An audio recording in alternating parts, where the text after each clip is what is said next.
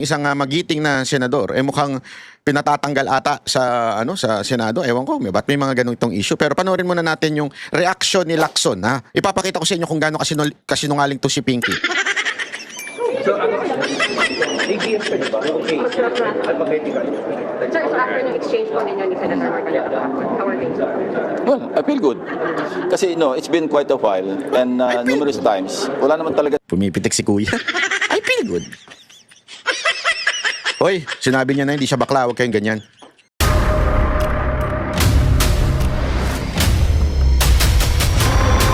Bago tayo mag-umpisa, baka pwede niyong i-like ang video na to. Malaking bagay ang like sa aming mga content creators. Maraming salamat po.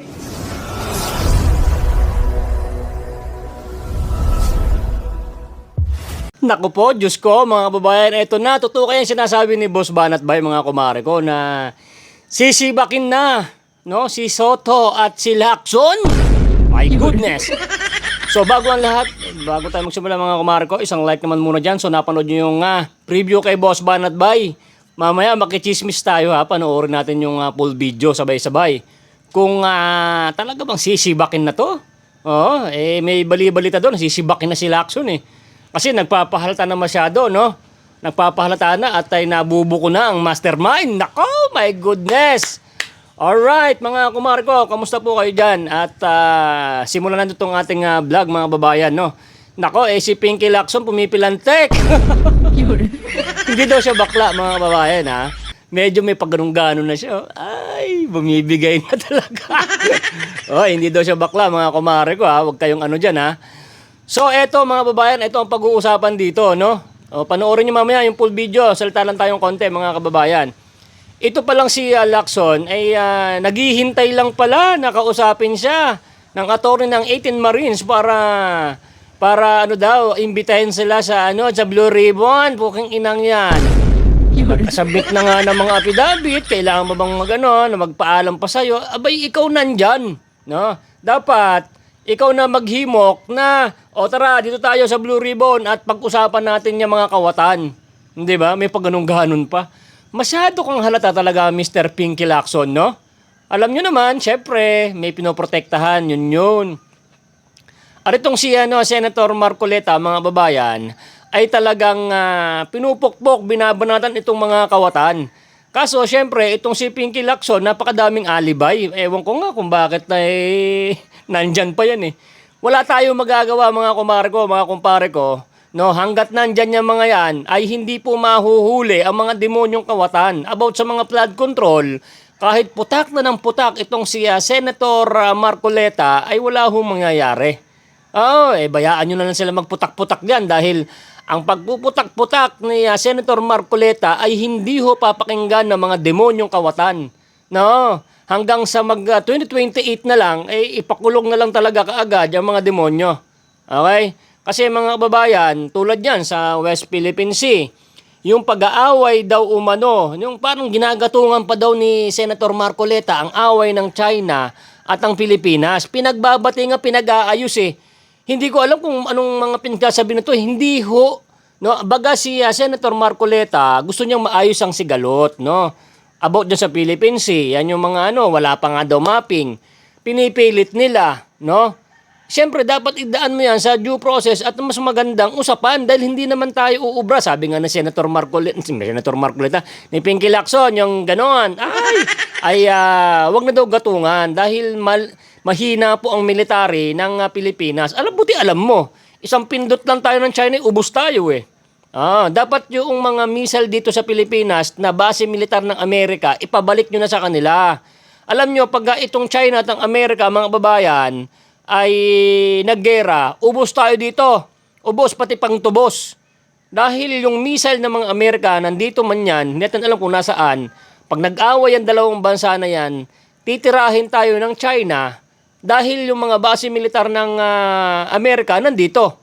So, pupulbusin yan. Buti kung mga base militar lang ng Amerika ang pupulbusin, paano kung nagkakamali sila ng calculation about sa missile na papaliparin nila? Dilusak din tayo, mga babayan. Hindi ba? Sabi niya, ikaw na nga nagsasabi. Dapat ay wag ng gatungan o wag ng away. Si Senator Marcoleta, binabalitad nyo pa. Pinag-aayos nga. para hindi magkagulo, ayusin. No? Hindi nakakaintindi ang mga walang hiya. Hindi ba, mga babayan? Kaya ang sabi ko nga sa inyo, sabihin mo na lang na tutulungan tayo ng Amerika sa digmaan. Pero lusok pa rin tayo. Buti kung tutulungan tayo niyan sa mga masisira na tatamaan ng mga missiles, di ba? Hindi naman. Tutulungan lang tayo makipaggera. Paano kung maubusan na ng mga bala yan? Dilusak na tayo. Yung China, isa po sa pinakamalakas na bansa. Hindi lang ho yan, nakikipag-away sa atin kasi alam niya, mapapalitan din yung Marcos. Okay? Mapapalitan din at papalitan ng Duterte at magkakaayos din yan. Alam nyo ang China, mga babayan, isa yan sa bansa na nakakatulong sa Pilipinas. Ano ba yung nabibili mo? China. Yung mas mura, China. Excuse me po. At yung mga nagkontraktor, China. Okay? Ang amo ng mga kababayan natin, Chinese. Hindi ba? Mas maayos pa sila magpasweldo kaysa sa tunay na Pilipino. Yun ang pinakakaiba. Hindi ba? Napakababait ng mga China, tapos aawain mo. Okay? Dati okay naman ng Pilipinas at ang China, nakakapangisda sila kung saan nila gusto. Ngayon wala na tinarantado ni Bongbong Marcos ang China Hindi ba? Kaya si Bongbong Marcos at yung mga kaalyado nito, sila ang gusto ng gulo. Baka pagka nagkagulo, itong mga damonyong to, sila pa unang-unang lumipad sa ibang bansa Babayaan tayo na malusak tayo dito. Sila, aalis na yan. Magagaling lang kayo magsalita. Papahamak nyo ang mga sundalo natin na alam nyo naman na hindi tayo ubra sa Chinese. Di ba? Nako naman, yung mga bala nga natin, minsan di nga pumuputok puro mga second hand lang yung mga binibili nyo. Yung mga jet plane, ilang piraso, 5 piraso lang yata o mga 20. Nako po, tapos tatapat mo sa 1,000 na jet. Mga attack helicopter, mga drones, my goodness. Hindi ba? Huwag mo tayong magtapang-tapangan. Oo, matapang ang Pilipino, pero iba na ho ang gera ngayon. Hindi na tiraduran. Hindi na ispadahan. Missile-to-missile contact na. Oo. Ilan ba yung missile natin? Naku po, Diyos ko. Yung Pilipino, kahit makipagpatayan yan, matapang ho yan. Pero syempre, gamitin din naman natin yung utak natin. Kung makikipaggera tayo sa isang bansa na gumagamit na talaga ng mga high-tech, wala ho tayong laban kahit sobrang tapang natin. Okay? At daanin na lang sa magandang usapan dahil lahat ng pinaghirapan dito ng mga magaganda sa Pilipinas, bahay mo, building mo, sira yan. Wala hong nananalo sa gera, mga babayan. Ang naggagatong talaga dyan is yung mga demonyong mga nangungurakot. Iniiba nila yung mga usapan, nasa na yung flood control. Kahit anong pukpok mo dyan, yung flood control na yan, ililis po nila yan. Dahil sila, magkakasabwat ho talaga. Oo. Ay nako. So ganito mga babayan, para diretso yung panood natin kay Boss Banat Bay. Alamin nga natin ito kung sisibakin nga ba o sasampanin lang itong si Pinky Lacson o makikipagsabunutan lang o itong si Soto, iiyak na lang. Dahil sila ay talagang huling-huli na talaga at hindi na talaga makakapalag. Darating nga panahon, maghihimas rehas din kayo. Alam nyo naman ang Duterte, babawian ng mga demonyong kawatan. Stay put lang tayo sa pagkakampanya. Ngayon pa lang, nagkakampanya na tayo. Mga kumare ko dyan, ikampanya na lahat ng mga DDS, mga solid DDS na nagkakampanya na ngayon pa lang. My goodness, palakpakan. Nasa Facebook page nila, kinakampanya na si BP Sara. Shoutout po kayo. Sa page ko, ako si Aerometal Guardmaid, nagkakampanya na rin po tayo. Dito sa ating YouTube, kampanya na tayo. At soon, lalabas kami, mga banatero sa vloggers, mag-survey. Tingnan natin kung paano ilampaso ni BP Sara ang mga gustong lumaban bilang presidente na mukha naman mga kuyukot. Alright? So panoorin ito mga babae na. Don't forget to like. Panoorin nyo hanggang sa dulo kasi napakalupit itong pag-uusapan dito sa video na to. Itong full video kay Boss Banat Bay. Okay? Don't forget to like mga babae na. Share nyo sa mga kumare natin to para mapanood po nila na si Lacson ay talagang bumibigay na totoong bakla yan. Ay, naku, totoong bakla ba? Ay, kitang-kita mo naman na pumipilantik. O, sige, panoorin mo. Let's go. Pumipitik si kuya. I feel good. Hoy, sinabi niya na hindi siya bakla. Huwag kayong ganyan. Basta, he feel good. Saan ginawa kundi i-target ako, atakihin ako, i-badmouth ako. Matagal na ako nagtitimpi. Yung last week... Feeling victim pa. Nakakatawa ito Alam mo, si Marcoleta bumabanat, pero issue-based lagi. Lagi niya sinasabi, ito yung issue, bakit hindi niya ginawa, bakit ganito, ito, hindi. Siya, anong issue niya? Naglabas siya ng mga chap-chap na video ni Marcoleta tungkol dun sa pro-China na kesyo isinusuko daw ni Marcoleta yung, o pinamimigay ni Marcoleta yung island. Na ilang beses naman na sinabi ni Marcoleta na hindi niya pinanood yung buong context. Yun ay isang sarcasm na sinasabi, oh, di sige, sa'yo na. Oh. Parang ganun eh. Yan alam mo yung simpleng-simpleng, kunwari nag-aagawang kayo ng isa mong kaibigan tungkol dito sa jowa niyo. Yan, jowa ko yan. Hindi, jowa ko yan eh. Oy, jowa ko yan eh. Ay kung talagang jowa mo yan, o di sa'yo na. O, diyan ba yung mga gamit? O, yan sa'yo na. Hindi ibig sabihin pinamimigay. Yan, di ba? Kung puputulin mo lang yun, hindi sa'yo na. O, di pa, ay, pinamigay niya. Hindi niya pinamimigay. Pinapakita lang naman ni Marcoleta yung consequence ng ginagawa ng pamahalaan na ito. Ngayon, biglang chinap-chap nito ni Lacson para tirahin si Marcoleta. Di ba? Tapos ngayon, ikaw na feeling victim? Ayop talaga. Oo. Gago! Privilege speech niya, I was at the lounge. No? I was listening and talagang pinigil ko yung sarili ko and I asked the majority leader kasi magkasama kami doon. Sabi ko, sagutin ko pa ba ito? So, also upon his advice and yun na rin ang feeling ko, wag na lang patulan. Pero tumira pa rin siya noong Lunes. I was in my office monitoring. So right there and then, nag-decide ako. Sabi ko, enough is enough. I have to respond. So, yun. Kaya pinuyat niya ako nung gabi kasi nag-drop ako ng speech eh. Kasama yung staff ko. Umuwi nga kami alas 12 eh, kaya mainit ang ulo ko eh. Sir, after po ng kahapon po, tapos ang buba, tama na si I don't know. I don't initiate any quarrel or Wow. any fight. But if you hit me and you insult me, I'll insult you back, you know, and I'll hit you back. Ganun naman attitude. Feeling victim? Ikaw pa talaga yung nagsabi ng ganyan? I never initiated any quarrel, especially with my colleagues. Ayoko eh. Ang problema, kung sumusobra na, lahat naman tayo may elastic limit eh, di ba? Para tayo rubber band din eh. Pag dumating na sa malapit sa breaking point, preserve ko na yung breaking point. I will have to respond. Yun. So, marami tuloy na i-reveal tungkol sa mga shortcomings niya. Sabihin na lang natin, ano. Ayoko sabihin kagaguhan, pero shortcomings would be a better word. So, ang isang na-notice ko when we were researching, we tried to compare, no? Sabi ko sa mga staff, establish a pattern.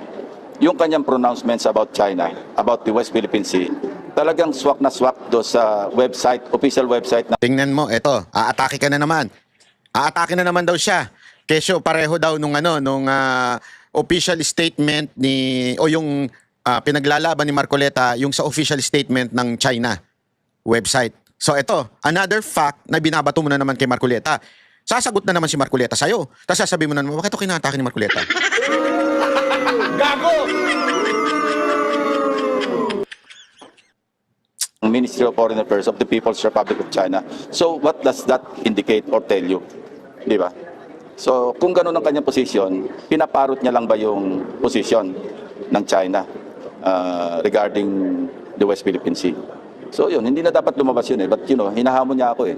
So sabi ko nga, if you hit me once, pwede ako magtiis. Hit me twice, pwede pa rin.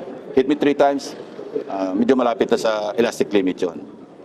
So, As a former member po ng security sector, how do you find that? Is it unsettling? well, or as yes, unsettling, to say the least. Because this is national security that we're talking about. Especially na medyo delikado delicate yung situation. Parang in the advent of the Iran war, di ba? Parang iniisip ng marami baka magka-World War III. Di ba? Delikado yan. Pag nag-escalate yan at kumalat yan pa sa Pacific region, medyo kawawa naman tayo. And tayo as a very weak country militarily, wag na nating gatungan pa o wag nating dagdagan. Yun lang masasabi. Huwag daw dagdagan. Kaya iniimbitahan ni Marcoleta itong mga AFP. Kaya nga niya iniimbitahan eh. Para nga maayos eh.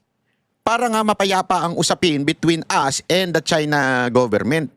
That's the purpose. Paano gagatungan? Kayo ang gatongero. Gatong kayo ng gatong at sinusuportahan ninyong isang walang yang opisyal natin na kung saan binaboy ang mukha ng kalaban. Again ha, binaboy ang mukha ng kalaban na gusto nating makipagkasundo. Gago! Sinuportahan ninyo. Tapos si Marcoleta gusto niya maayos ang usapan sa China. Paano ginagatungan? Gago! Kung ako yung nag-interview dito, suplak sa akin to si Lacson. So yung issue dun sa flood control na hinihirit na yung 18, ano ang chance nun? Well, kita naman natin, yung especially yung mga follow-up statements. Hindi naman sila interesadong maimbestigahan to be investigated or to expose whatever they mention na alam nila. Medyo obvious na yung huling statement na nananawagan na sa taong bayan eh. Hindi naman nananawagan sa DOJ, hindi nananawagan sa ombudsman, hindi nga nag-fairness. Alam nyo, kaibigan ko si Attorney Baligod, way back nung panahon pa ni Napoles. Kasi aligned naman yung advocacy namin doon sa pork barrel. So, I was thinking, sana man lang, pinarnish niya ako ng affidavit, yung joint affidavit. Nag-usap kami at nag-request siya kung pwedeng isalang ko sa Blue Ribbon. Gusto niya, siya mauna. Gago! Gusto niya, magpaalam muna ko na yung sasabihin. Kaya isa pinapasagmin yung affidavit eh. Gago! Kung swak sa pinoprotektahan ni Lacson, okay. Pag hindi, out ka. Gago! Bakit hindi mo imbestigahan? Bakit hindi mo imbestigahan? Ipatawag mo, tanungin mo. O, totoo ba? Anong prueba mo na itong Senate President namin nakatanggap ng maleta? Ang dali-dali eh. Kung ako yan, hindi, kunwari ako yung senador, tapos inakusahan mo ako na tumanggap ako sa'yo ng maleta, may patatawag talaga kita, yari ka sa akin. Yari ka sa akin. Patatawag kita, iko-contempt kita pag di mo na matunayan. Yari ka sa akin, pakukulong kita ng matagal dyan sa Senado. Kung hindi totoo. Pero bakit ayaw nyo ipatawag? May tinatago ba kayo? Hindi, ako nagtatanong lang, may tinatago ba kayo? Para kayong si Congressman Luis Tro. May tinago. Mamaya pag-usapan natin yung tinago niya. Well, I could have done that. Kasi sabi ko nga, sundan natin ebidensya. But when I heard the 805 billion, doon ako nagkaroon ng na-deliver, Siyempre, I did my math. Kasi kung Wala na naniniwala sa'yo where the investigation leads us. Wala na naniniwala. Gago! Alam mo, lahat ng tao, alam na si Romualdez at si BBM may kinalaman dyan sa issue na yan. Pero anong ginawa mo? Nagsinungaling ka. Tingnan mo, papakita ko sa iyo paano ka nagsinungaling ha. mag-iimbestiga ka, tingnan mo rin yung reliability. Kasi even in my previous life, pag meron dumating na information, dalawa kagad yung tinitingnan ko. Yung credibility ng source or sources at saka yung credibility ng information itself. Kaya nga meron tayong mga A1 information, Ngayon na naman siya. F6 information, yung A1 Wagyo, A5 Wagyo. Gago! Alam mo, para magmukhang matalino ito, gumagamit ito ng mga jargon-jargon ng mga sa PNP. Even if PNP chief siya dati, it doesn't mean magaling siya. Yun na naman yung A1 information, A2, A5 Wagyo, gano'n. Gago! Hayop yan. because of those two classifications, yung source at saka information. And kita naman natin when I delivered my privilege speech last week, imposible. Sabi 1,600 deliveries, 10,416 to 15,000 maletas. Naging generous na nga ako, naging conservative na nga ako na lahat ng large na lang na maleta at lahat ng maleta nylon sided or yung pinakamagaang na. Pero still, napaka-improbable, napaka-impossible na ma-accomplish yung deliveries nung ganong karaming pera. And, you know, I have it on a good source na yung withdrawals during the period in question, sabihin natin 2022 hanggang 2025, ang biggest single withdrawal, 20 billion lang eh. Yung cumulative na over the same period, ano, parang random ito, hindi ito yung bigla-bigla, sama-sama ng lahat. Ibig sabihin, involving 114 million Filipinos. Sa mga 111 billion. So saan manggagaling yung 805 billion? Wala naman siguradong cheque yun kasi maleta ang pinaglalagyan. So doon pala makikita mo yung incredibility, di ba, ng kanilang information. So ba't natin papatulan yun? Not to mention na mukhang papunta sa destabilization. Napansin natin, bakit on the eve of the 40th anniversary of EDSA 1, Tapos at the time na merong confirmation of charges sa ICC. Ito yung mga factors na dapat kinoconsider natin kung credible ba yung kanilang binibigay ng mga information. So, yun. So, kung kayo nasa lugar ko, tatawag pa rin kayo ng hearing. Alam nyo yung motibo. Gusto nyo ba magkagulo yung bansa? I'm not for BBM, but I'm for a peaceful country na dapat in-enjoy natin, hindi yung stabilized. Hindi naman destabilize. Kaya nga eh. Ito lang eh kasimple eh. Sabi ko nga sa'yo eh. Kung nagsisinungaling itong mga sundalo na ito, mga ex na sundalo na ito, eh di sana, kung nag-hearing kayo, mabubuking mo ngayon, mapapahiya sila. Kung nagsisinungaling sila. It is not your job na hindi magkagulo. That is not your fucking job. Your job is to know the truth so that pwede tayo magkaroon ng mga bagong batas na kokontra sa korupsyon. Paano mo magagawa yan if you do not know the truth? Hindi naman mo patatawag yung mga senador di mo patatawag yung mga ex-military para panigan sila. Ipatatawag mo sila para malaman mong katotohanan. Eh kung hindi mo pa nga naririnig sila, hindi mo pa sila natatanong, anong klaseng investigador ka? Dati kang pulis. Alam mo yan.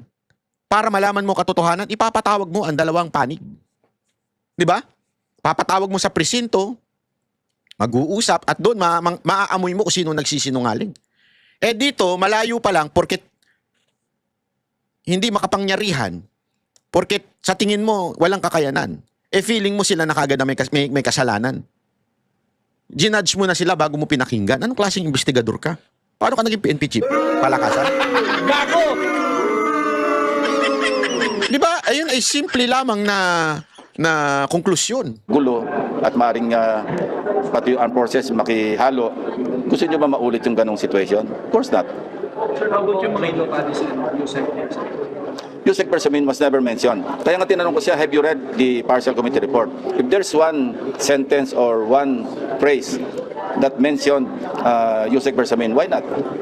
Yusek Bersamin was not mentioned daw dun sa report. But this is how liar you are. He was mentioned during the hearing, during Senate inquiry. Panoorin natin baka sabihin nito nagsisinungaling tayo. Hindi, panoorin natin. Ipapakita ko sa inyo Ito, ganito kasinungaling tong maman to Pakita ninyo. Wait lang. Choto mate, nag-mute siya. Animal ka. Unmute. Yes, Mr. President. Walong buwan na mula nang tumambad sa sambayanang Pilipino at sa buong mundo ang malawakang anomalya at korupsyon sa likod ng mga flood control projects. Pagkatapos ng 8 buwan, natukoy na ba kung sino ang mga walang hiya? Since the first Blue Ribbon hearing last August 19, 2025, the public has watched closely, anticipating the outcome of our inquiries and investigations. The demand for transparency and accountability did not subside. It has only grown louder. Despite the increasing public clamor for transparency and accountability, we are stuck in a maze of indecision and complacency, waiting for a report that has long been overdue. Mr. President, as early as December of last year, the minority submitted its observations, findings, and recommendations based on the initial 6 public hearings of the Blue Ribbon Committee and labeled it a minority report, for lack of a better term. Let me be clear. It was not intended to disrespect the committee nor the Senate as a body. Fully aware of the hearings on the flood control anomalies that had not concluded, and in the absence of a committee report, the public has long been waiting. The report was not filed with the Bills and Index, but coursed through the office of the Senate President, hoping for proper disposition. The minority report was initiated out of our solemn duty to the Filipino people who were eagerly awaiting and demanding for the Senate's decisive action on the nationwide flood control scandal. Our intention was clear from the outset: to uncover the truth, hold people accountable, and propose legislative measures that will finally dismantle the deeply entrenched corruption that characterize our infrastructure projects. Ladies and gentlemen of this chamber, The people have waited long enough. Yan. It has been 7 months since the first Blue Ribbon hearing. For far too long, the public have been agitated, disgusted, and tormented by the thought that more than 1 trillion pesos have been openly looted from the National Treasury. Yet to this day, no one has been held accountable Yon. except for the small fry. In several instances and interviews, the chairman of the Blue Ribbon Committee has said that a partial committee report is to be released. Last November 24, 2025, the chair stated in an interview, and I quote, "Magsasubmit kami ng partial committee report based on info so far gathered during the previous hearing." Natapos ang Disyembre 2025, walang report. Nako. Then on January 14, 2026, during the kapihan sa Senado, another statement was made that the report was still being drafted by his staff, even chiding them for being inept.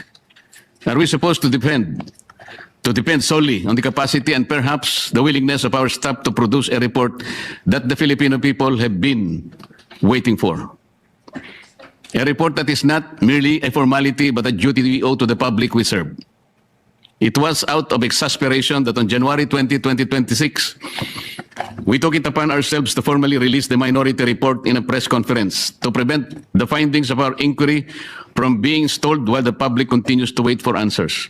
Yet again, on January 26, 2026, the chairman once again said that BRC's partial committee report was almost finished.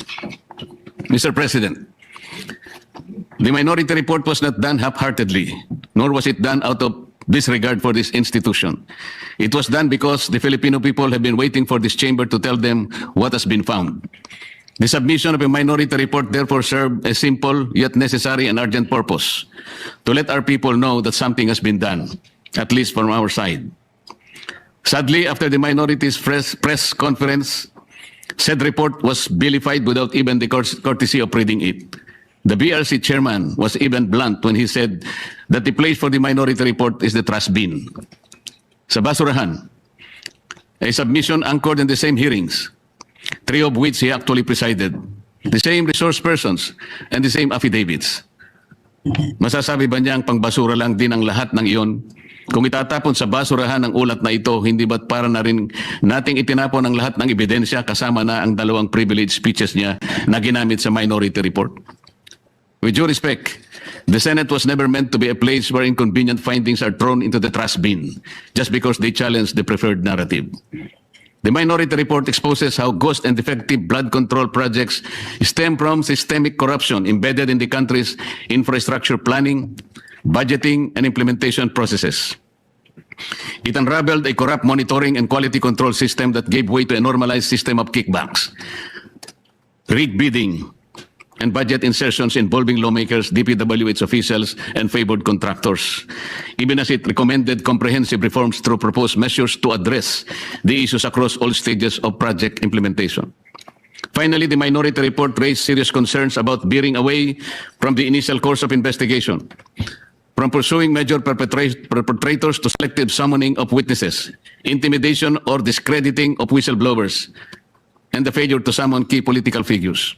This shift will undermine public trust and weaken the truth-seeking function of the Blue Ribbon Committee. As we have witnessed, after the testimony of ex-Marine Sergeant Orly Gutesa, there has been a month-long halt in the investigation, giving the persons mentioned by him, John Paul Estrada and Mark Tiksay, to flee the country to parts unknown. The resignation of BRC chairman that followed already changed the narrative. Gutesa, the only witness who connected the money trail from Saldico to Martin Romualdez, was painted to have faked his notarized sworn statement. Siya pa ang tinakot kasuhan ng falsification of public documents at perjury. To rectify this, Mr. President, I just filed a disbarment complaint against Attorney Espera and administrative complaint against Executive Judge Season of Manila RTC. Meanwhile, on February 11, 2026, my office received what appears to be a draft report from the Blue Ribbon Committee, which can only assume to have originated either from the chairman's office or from the Blue Ribbon Committee which he chairs. What was transmitted to us, Mr. President, was a link to a PDF document bearing a watermark OS Marcoleta across each and every page. Yet the said partial report does not bear the signature of the chairman, a formality ordinarily expected of any report issued by a committee, particularly from the Blue Ribbon Committee. Given the circumstances, the status of the Blue Ribbon partial report is unclear, and it could easily be disowned or disavowed at a later time. In light of this, Mr. President, guidance is respectfully sought on how such a document should be properly regarded by this body.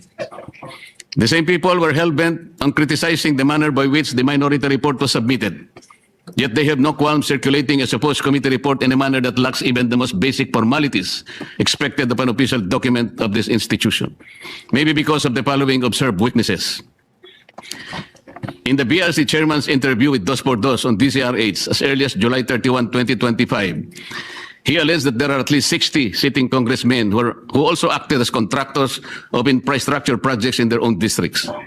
In a press conference and in a press release dated August 10, 2025, posted on the Senate website, the BRC chairman disclosed that House members called him and that he had a list of 67 congressmen who were contractors. Yan, no? Yet he Grabe did yan, not no? summon. Grabe ang issue na yan, hindi man lang tinalakay ni Lacson, no? Yung sa BSP na yun, ano, na mga kontraktor. Di ba? Kung talagang gusto niya yung ebidensya, ito, may part pa dito yung, yung sinabi ni Lacson na hindi nabanggit si Bersamin. For instance, on November 18, 2025, he made a revelation during the plenary debates of the 2026 budget on general principles in the presence of DBCC officials. Sinabi niya na base sa usapan nila ni Yusek Bernardo, meron siyang may mga taong nagne-name drop sa Pangulo. Tulad din na Yusek Adrian Bersamin at Yusek Traidgib Olaybar na nagutos kay Saldico na ipasok sa BICAM yung insertions ng 100 billion. Panoorin po natin ang video, Mr. President.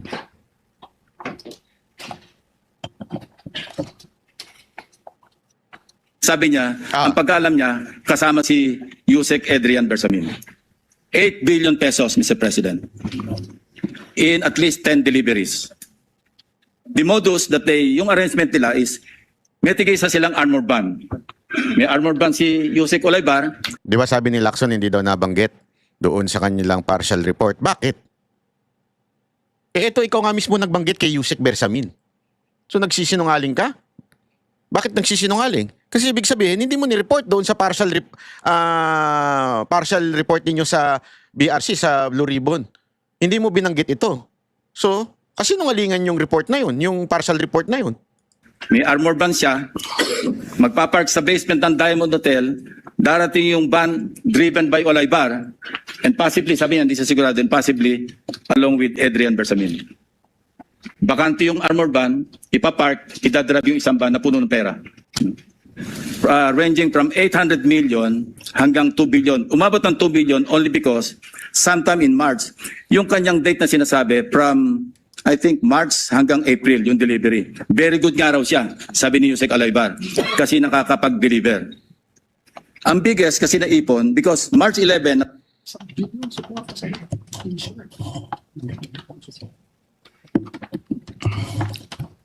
Ngunit kailanman ay hindi po naimbitahan si Yusek Adrian Bersamin upang harapin at linawin ang akusasyong ito na mismong chairman pa ang nagsiwalat sa plenaryo. Ayun. Earlier, on November 14, 2025, in an ambush interview, he already disputed the statement of Saldico about the alleged 100 billion insertions allegedly made by the President in the BICAM. Ang malinaw rito, Mr. President, ay magkakaibang pahayag at pagkakaunawa sa parehong issue. Isang senyalis ng kontradiksyon na posibleng pagmamanipula na dapat sana'y malinaw at tapat sa publiko. This becomes particularly concerning in light of the second supplemental affidavit of former DPWH Undersecretary Roberto Bernardo dated November 10, 2025, where he disclosed that he handled 5 billion worth of projects for former DPWH Secretary Manuel Bunoan each year from 2023, 24 to 25 with kickbacks of 15% therefrom. From this kickback, 75% will be shared by Bunoan and Cabral. The 25% goes to Bernardo.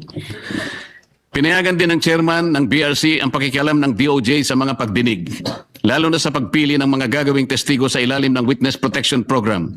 Ito ay sa pamamagitan ng sapilitang pagre-require ng restitution na hindi naman hinihingi ng batas. Hindi rin po binigyan ng pansin ang mga naging kaganapan sa number 30 Tamarin Street, South Forbes na binigyang diin ni Saldico sa isa sa marami niyang video revelations. Sinabi ni Saldico na nag-deliver siya ng 1 billion sa lugar na yon. 200 million noong December 2, 2025 at 800 million noong December 5, 2025. Ayon po kay Saldico, ang paghahatid ng 200 million ay ginamitan ng isang Grandia Elite. Yun namang 800 million ay ginamitan ng dalawang Grandia Elite. Ang mga ito ay tinanggap di umano ni Yusek Jojo Cadiz, sakay ng kanyang Toyota Fortuner kasama ang kanyang driver. Ang mga perang ito ay inihatid daw sa bahay ng Pangulo sa Naray Street gamit ang mga nabanggit na mga sasakyan. So Ang dami pong dapat inimbitahan wait upang lang. Ayan. So ayan po yung video na yon, ha. So ayan lamang po yung ilang mga issue po na ibinabato ni Marcoleta kay Lacson. Makikita nyo naman yung pinagkaiba nung hirit ni Lacson at hirit ni Marcoleta. Si Marcoleta, yung mga issue, punto by punto, iniisa-isa niya, ito ang dapat sagutin ni Lacson. Si Lacson, lagi na lang ad hominem. Keso inaapi siya, keso si Marcoleta pro-China, puro ganon. Dito mo makikita yung maturity at utak ng isang senador. Si Lacson halatang political. Si Marcoleta talagang issue-based lang. At kung titignan ninyo, sabi nga paulit-ulit na sinasabi ni Lacson, siya daw ay matagal ng lawmaker na lumalaban sa korupsyon. Pero hindi namin makita Honestly, hindi natin makita na gano'n ang kanyang ang pinaglalaban. Siya laging political ang dating. Political butterfly ho ito si Lacson at saka si Soto. Kung sino nakaupo, dun sila. Pansinin ninyo. Ilang taon na, ilang dekada na sila sa Senado, ganun lagi ang ginagawa ko. Sino nakaupo? Kasi nandun ang budget. Kesyo hindi daw tumatanggap ng parang pork barrel ito si Lacson. Oo, kasi madaling mabuking yun. Ang tanong ito tanong lang naman to. Kung madaling mabuking yun, kayo, sa tingin nyo ba, kung kayo'y magnanakaw, doon kayo sa madaling mabuking o doon sa under the table? Hindi, kasi ayan ang lagi niyang pinagmamalaki. Ito, hindi tumatanggap ito ng yung opisina niya, hindi tumatanggap ng kahit na anong funds o pork, ganyan-ganyan, pork barrel o PDAF, di ba? Ang tanong, yung outside the office, hindi natin masasabi kung wala talaga siyang tinatanggap. Basta ang alam natin, sip-sip siya lagi sa administrasyon. Alam mo, medyo hindi lang sila makasip-sip noon. Nung kay Pangulong Duterte. Alam naman natin si Pangulong Duterte, hindi naman maano sa bigayan yan. Pero ba't ko ba nasabi na tila may plano sila kay Marcoleta? Ito, all of a sudden, lumutang na naman ang kataas-taasang si COMELEC Chairman George Garcia. Ang iniimbestigahan patungkol kay Senator Marcoleta ay isang hindi lang factual na issue, isang legal na issue. Ang sineta po niyang depensa, para maging maliwanag lang, inamin, tama, may nagbigay sa kanya ng donasyon, binigay sa kanya pagkatapos siya mag-file ng kandidatura noong October of 2024. Subalit ang kanyang kontensyon, hindi pa po siya kandidato at the time na tinanggap at binigay yung naturang donasyon. Sapagkat ito daw po ay base sa desisyon ng Korte Suprema sa kaso ng Piñera versus COMELEC. And yan po yung sinasabi niya na dapat hindi siya maparusahan o dapat hindi siya kasuhan kung tumanggap man siya ng regalo, donasyon o kung kanino man doon sa panahon na hindi pa siya kandidato. Nagpakita ng mga affidavits, nagpakita ng mga yung date, in-emphasize mabuti, yun po yung in-resolve namin sa kasalukuyan. Mayroon na pong rekomendasyon ang Political Finance and Affairs Department patungkol sa kaso na yan. Kanila naman po din minadali yung bagay niya, binigyan naman po ng pagkakataon na makasagot yung naturang personalidad. Kung kaya nga lamang po nagkaroon kasi ng konting komplikasyon na naman, sa katong isang araw lamang po, ang COMELEC ay nakatanggap ng referral mula sa Office of the Ombudsman na kung saan may nag-file po kasi pala doon sa Office of the Ombudsman patungkol sa SOSE at saka doon sa SALN. Pag SALN, wala pong jurisdiction si COMELEC. Pag SOSE, may jurisdiction po si COMELEC. At ito po yung natanggap ng opisina namin na kung saan nire-refer sa amin yung issue ng SOSE na naka-refer naman ngayon sa Law Department. Ibig sabihin, pagka po kasi problema sa SOSE, sa Political Finance and Affairs Department. Kaya lang, walang makakapigil sa isang nagre-reklamo na mag-file ng formal na complaint sa Law Department namin para magkaroon ng tinatawag na preliminary investigation. Ang katanungan po ngayon, paano ba mako-complicate yung may ginawang rekomendasyon ng Political Finance and Affairs Department versus sa final ngayon na formal na complaint na nasa Law Department. Ito po yung final. Kung hindi ako nagkakamali ng kontra-daya. Professor Araw. Nag-file po sila ng kaso. So, yun po yung sinasabi natin na paano yung komplikasyon nun. Yung po bang findings ng Political Finance and Affairs Department ay makaka-impluensya sa magiging disposisyon ng Law Department. In the same manner, yung bang magiging disposisyon ng Law Department ay dapat maging basihan ng Political and Finance Department. Kasi po, kung ano man po yung rekomendasyon ng PIFAD na tinatawag, ito po kasi ay dadaan sa mismong opisina ng Law Department. Halimbawa po, ang recommendation nila ay to file complaint or case dahil sa palagay nila may probable cause. Pinafile po yun sa Law Department ng COMELEC. Paano po yung kung ang Law Department ay may kasalukuyan ng hawak patungkol doon sa naturang personalidad. So yung po sana na pag-aaralan din ng lahat kasi po Galing magsalita, no? Ha? Ang galing magsalita. Talagang plakadong-plakado. Plakadong-plakado na maguguluhan yung makikinig para ang importante lang naman ay mahatulan at madisqualify na naman ang kalaban nila na si Marcoleta. Alam mo naman, mga kababayan, ito ang nangyayari sa Pilipinas pag hindi madaan sa mabuting usapan, dadaanin sa mabuting usapan. Dadaanin siya kung saan-saan. Ayan, kakasuhan, di ba? Porque, alam mo, tinik kasi sa kanila eh. Tinik po kasi talaga sa kanila etong si Marcoleta. Kaya naman din, ewan ko kung naiisip ba nilang ipatanggal ito si Marcoleta sa Senado, di ba? Alam mo, nakakainis lang. Kasi, isipin mo, I mean, ano to? Ganito na lang ba talaga sa Pilipinas natin? Hindi nga nagde-declare ng martial law pero grabe ang panggigipit sa lahat ng kalaban. Di ba? Ganito na lang ba ang lagi nating dadaanan? Asan na yung kalayaan? Kalayaan ng mga Pilipinong bumoto. Binoto nila si Marcoleta eh. Kalayaan natin yan. Pero bakit ganun ang ating anong tawag dito? Masasabi nating nangyayari. Di ba? Alam mo, anyway, sana lang ho mga kababayan na naunawaan natin po itong mga ganitong bagay kasi kailangan natin bantayan, di ba? Kasi ang lupit nga nangyayari, yung palang sa issue ng kay BP Sara Duterte. Ngayon, lahat talaga ginagawa ng paraan para tanggalin. Pati mga kaalyado, ginagawa nila ng paraan para talaga matanggal sa posisyon at hindi makapagsalita. Ano na nangyari kay Libiste, di ba? Gago! Napalayas na nila. Ano na nangyari dito kay Bersaga? Na-suspend na nila. Wala na. Tumatahimik na. Ano na ang kanilang ginawa dito sa mga dating sundalo na nagsilbi at may nalalaman sa issue ng mali-maleta na natatanggap ng mga opisyal. Ngayon, kinakasuhan na. Kaya sinabi, yung 6 daw doon ay hindi tao ni Zaldico, ngunit tao ni Mike Defensor. At sinasabi nila, si Mike Defensor daw ang recruiter. Diba? So, ano na talaga ang mangyayari? Diba? Ano na mangyayari sa bayan natin? Ganito na lang ba talaga tayo palagi? Sana ang taong bayan ay gumalaw-galaw na rin. Hindi ko sinasabing magrebelde, hindi yan ang gusto ko mangyari. Alam niyo yan. Hindi ako pabor sa kahit na naman pagre-rebelde. Pero gayon pa man, sana maunawaan natin na meron tayong responsibilidad bilang mga Pilipino dahil sabi nga, the Constitution natin, the power emanates from the people. Yun ay simpleng salita, ngunit napakabigat po nito. The power is or resides or emanates from the people.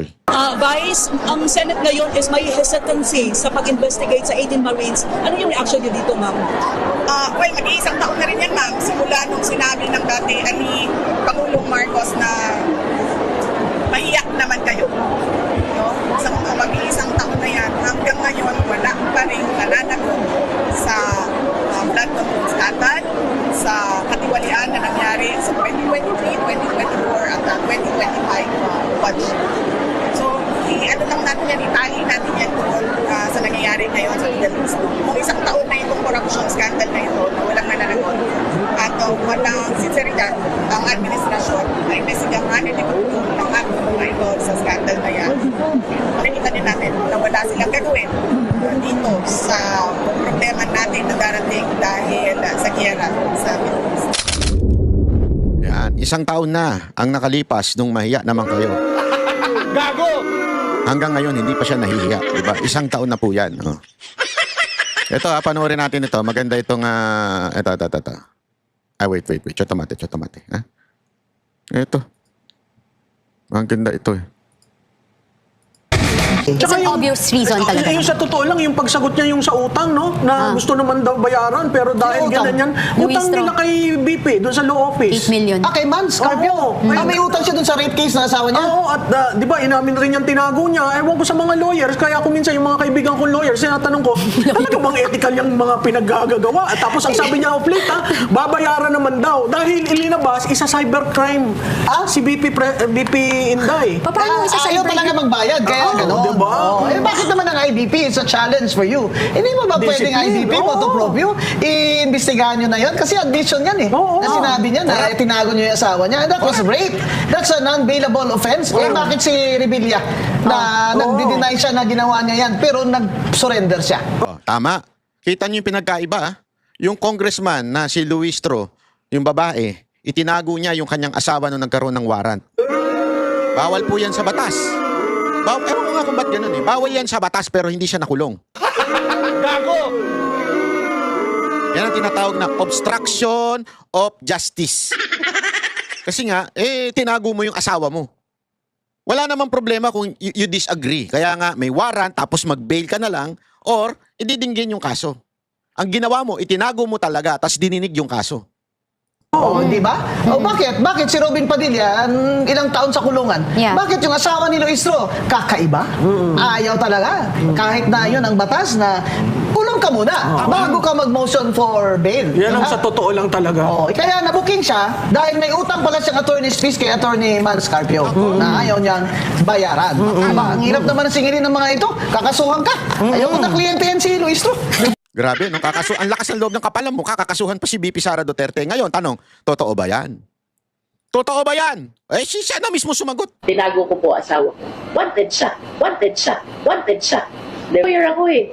I cannot bear the fact na natutulungan ko yung ibang akusado tapos makukulong ang asawa ko. Tinago ko siya. And I really requested him to follow what I want, no? Kasi ang gusto niya ay hospital arrest daw siya. So, malinaw yan, tinago. O baka naman chap-chap yung video mo, Banat Bay. Baka naman chap-chap yan. Malinaw po na itinago niya yung asawa niya. Pantakin mo, may utang ka na ng 8 million, nagtago ka pa. According to BP Sara Duterte yan, ha? Allegedly, may utang ka daw kay BP Sara Duterte ng 8 million, sabi niya.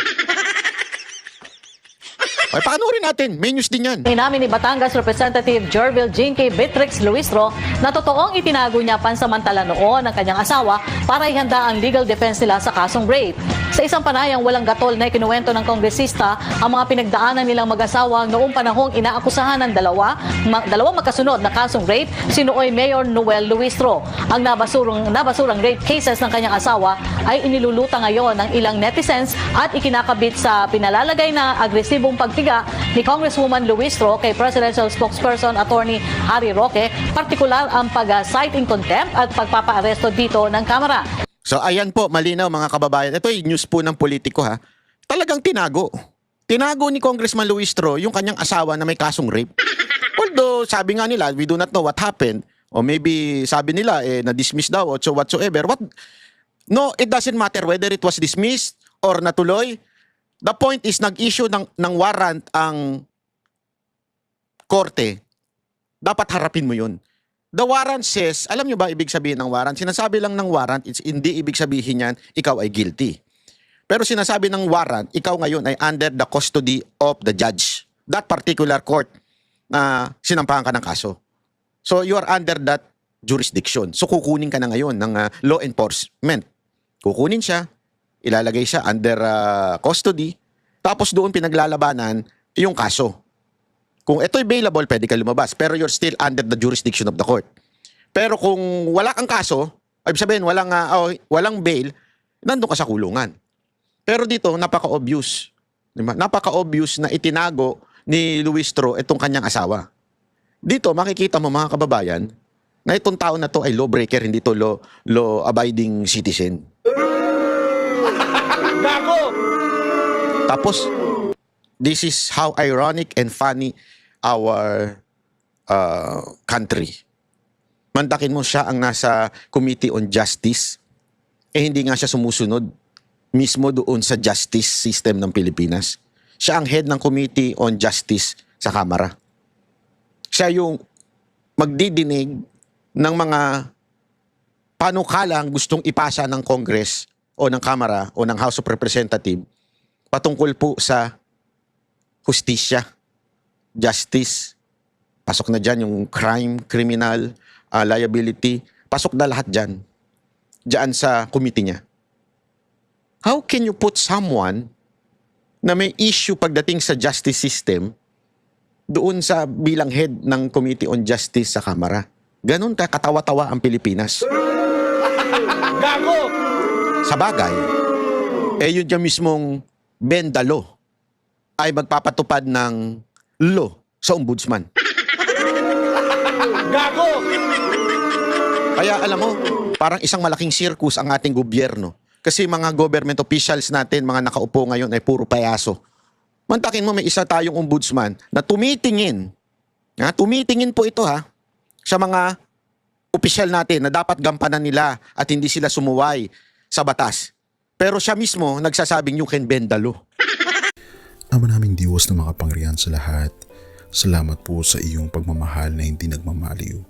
Sa gitna ng kaguluhan sa aming bansa, turuan niyo po kaming magtiwala sa iyong hustisya at hindi sa hustisya ng tao. Linisin niyo po ang aming mga puso at ituro niyo po ang tamang daan ng katotohanan at pag-ibig. Tulungan niyo po kaming maging ilaw sa gitna ng dilim at ipakita sa mundo na may pag-asa pa sa pangalan ng aming Panginoon Hesus. Salamat po sa pag-ibig po ninyo at salamat sa pagdinig ng aming mga panalangin at iligtas niyo po kami. Sa pangalawa po ninyong pagparito at patawarin po kami sa lahat ng aming mga pagkukulang at pagkakasala sapagkat ito po ang aming samutiling sa matamis na pangalan ng aming Panginoon Hesus. Amen. Sa lumang silid, mag-isa kang tahimik. Walang kamera, palakpak ay wala na. Ngunit sa bawat pader ng bayang iniwan mo, may pangalan mong di na mabubura.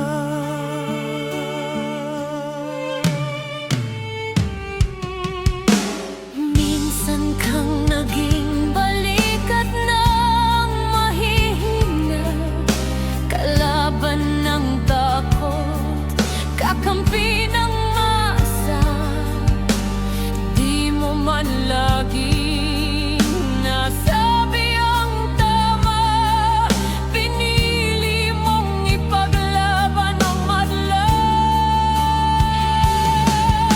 Hindi ka sakdal gaya naming lahat, pero tumindi ka nang walang pag-atras.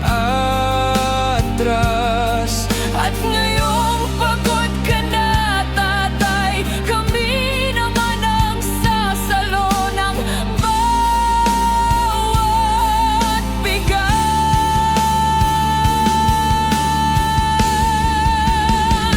Hanggang sa dulo, ikaw ay mahal. Kahit papagod na ang iyong katawan, tatay, salamat sa iyong paglaban. Ngayon, kami naman hanggang sa dulo. Di ka namin iiwan. Ang kwento mo'y dala ng bayan.